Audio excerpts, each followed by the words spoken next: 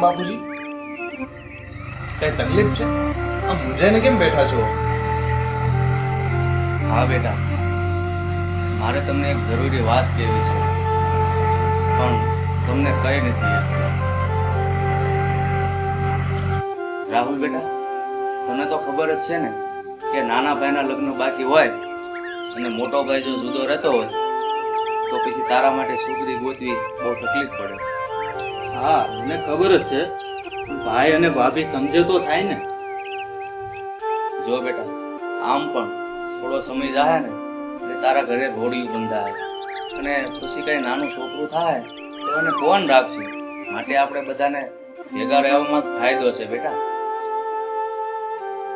હા બાપુજી, હું સમજુ છું. આપણે અત્યાર સુધી ભેગા જ રહેતા હતા ને, પણ મારી બા અને કામિનીને મેળ નથી બેસતો, તો હું એમાં શું કરી શકું? બેટા, તું ભાડાના મકાનમાં રહે છો અને ડબલ રસોડા કરીને અલગ અલગ ખર્ચ થાય તો અત્યારના સમયમાં બધાએ ભેગું રહેવું જ સારું છે.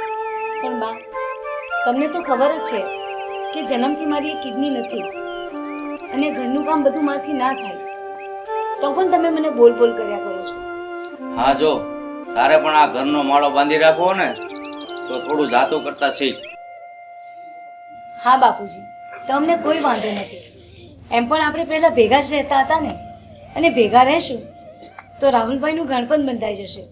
હા, જો કામિની હું કે છે સાંભળ, તું થોડું ઘણું જાતું કરતા શીખ ને તો એના સાથે રહેવામાં કાંઈ તકલીફ નથી. હા બા, બાપુજીની વાત સાચી છે. કામિનીને તારાથી કઈ તકલીફ નથી, પણ એનાથી કામ નથી થતું ને, સતત તું ટકટક કરે છે ને, તકલીફ ત્યાં છે. સારું, હું હવે એને મારી દીકરીની જેમ રાખીશ અને કામમાં એ મદદ કરીશ. બા, તમારે કામ કરવાની કોઈ જરૂર નથી. વહેલા મોડા બધું કામ હું કરી નાખીશ. બસ તમે ઉતાવળ બહુ કરો છો ને એ તકલીફ છે. હારું હારું, હવે હું કઈ નહીં કહું, બસ. તો ઠીક છે, અમે હમણાં જ અમારા ઘરનો સામાન બધું લઈને આવે.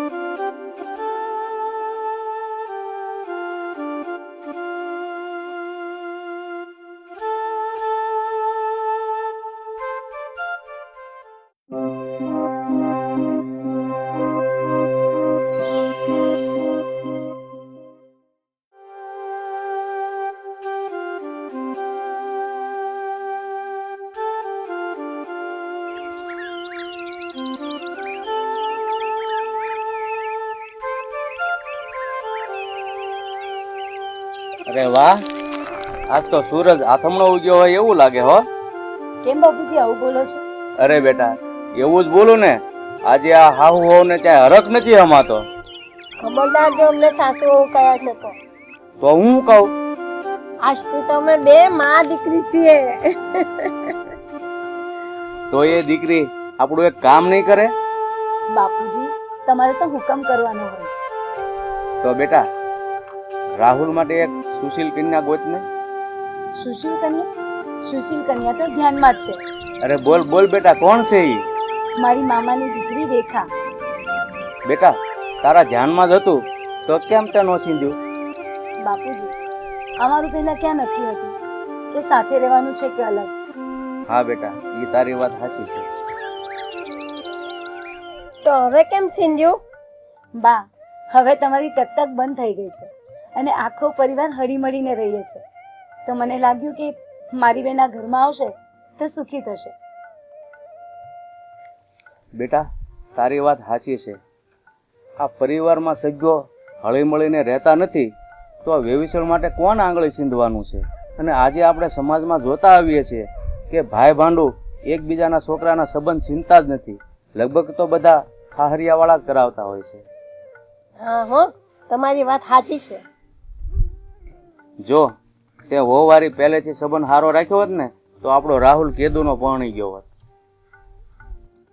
હો, આજે લગભગ કુટુંબમાં કોઈને સારો વ્યવહાર નથી તો સંબંધ માટે આંગળી કોણ ચીંધે? પણ બાપુજી, રાહુલભાઈને મારા મામાની દીકરી ગમશે ખરી? અરે ભાભી, આપણે તો બસ રોટલાનું કામ છે, પછી ભલે ને ગમે એટલા ટપાકે રોટલો ચડે, એ આપણે ક્યાં જોવાનું?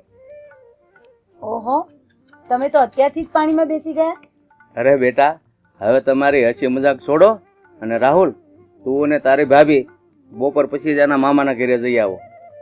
ના હો ભાભી, મારે નથી આવવું. એ લોકો તમને ત્યાં બાંધી નહીં દે. હા બેટા, જાઓ, આજ બપોર પછી જ જઈ આવો. હા બા.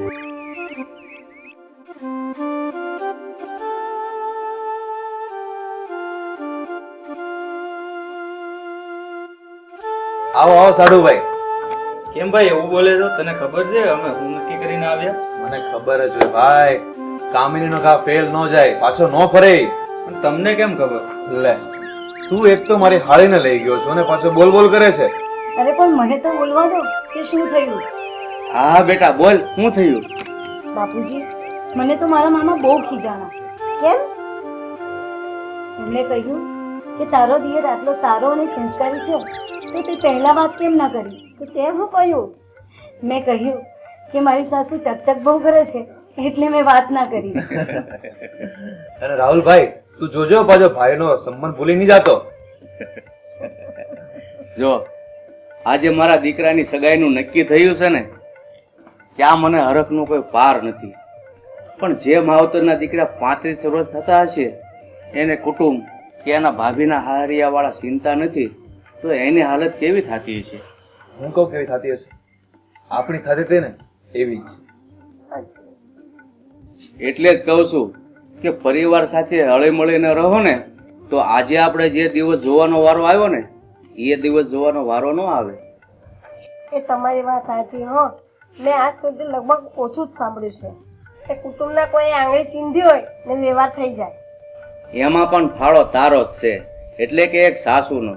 સાસુ જો પરિવારને એક દોરીએ બાંધીને રાખે ને તો ક્યારેય તકલીફ ન પડે. અને રાહુલ ઓછો ભણેલો છે એ તો એને વાત કરી છે ને.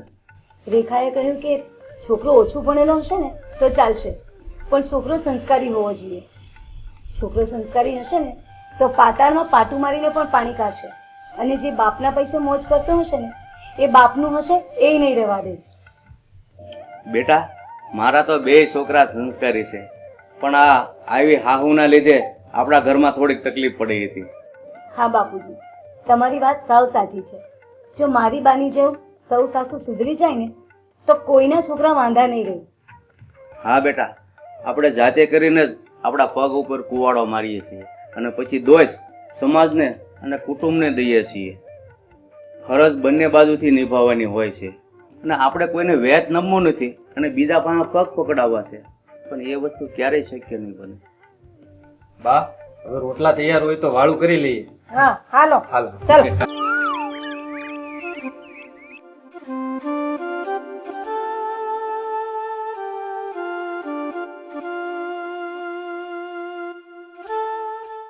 જય શ્રી કૃષ્ણ. જય શ્રી કૃષ્ણ. ભાઈ, તું જ્યાં નોકરીએ જાશો ત્યાં મને પણ લગાવી દે ને. લે, કેમ આજે નોકરીએ લાગી જવાનું વિચાર્યું તે? શું તમે પણ? તમને તો ખબર જ છે ને કે લગ્ન ઢુકડા આવે છે. લગ્ન થાય એટલે તાવડી તેડવા ના માંગે.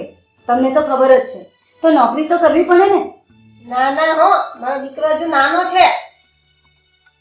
આ નાનો નાનો કરીને જ તે સડાવ્યો છે.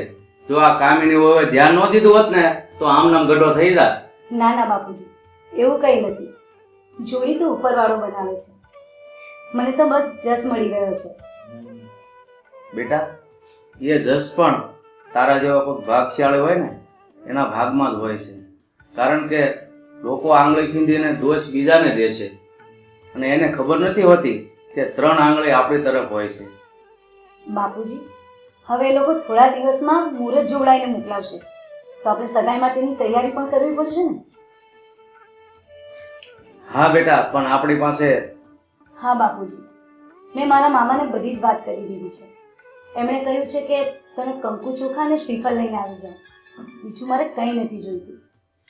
બેટા, આવા સમયમાં આવા માણસો મળવા બહુ દુર્લભ છે. બાપુજી, મારા મામાને સંસ્કાર જોઈતા હતા સંપત્તિની. હા હો, હવે તો બંને બાજુથી ભાઈ થયો છે અને કહેતો તો નોકરી પર લાગુ છે મારી સાથે. તો ચાલ આજથી જ મારી સાથે નોકરી પર. હા ચાલો. જોજે બેટા, આજે પહેલો દિવસ છે, મન લગાવીને કામ કરજે. ચાલ ચાલ બાબુ ચાલ. જય શ્રી કૃષ્ણ. જય શ્રી કૃષ્ણ. બેટા, તારા જેવી દીકરી અમારા ઘરની વહુ બની ને તો અમારું જીવન જીવવું સફળ કરી નાખ્યું. બાપુજી, એ તો બધા લેણ દેણના સંબંધો છે. તો સારું બેટા, અમારા માટે ફર્સ્ટ ક્લાસ ચા બનાવ્યા.